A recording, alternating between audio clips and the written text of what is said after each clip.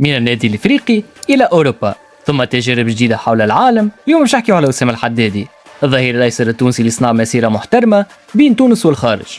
وسام الحدادي تولد في تونس سنه 1992، بدا التكوين نتاعو في اصناف الشبان مع النادي الافريقي، وفي سنه 2009 طلع للفريق الاول، وبقى اكثر من 7 سنوات يدافع على الوان الاحمر والابيض.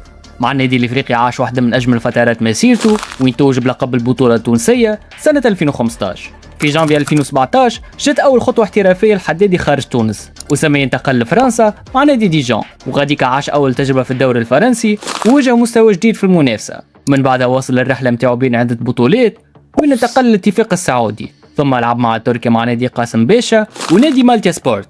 وفي 2022 خد تجربه جديده في المانيا مع نادي فوخت، ثم يواصل مغامرته خارج اوروبا، وين الوجهه كانت الامارات. نحكيو لهنا على نادي ديبا الحسن الاماراتي، واليوم يخوض تجربه جديده في المغرب مع نادي نهضه بركان، وين وصل مع الفريق الى نهائي السوبر الافريقي سنه 2025. من لاعب شاب في حديقه النادي الافريقي الى محترف لعب في عده دوريات مختلفه.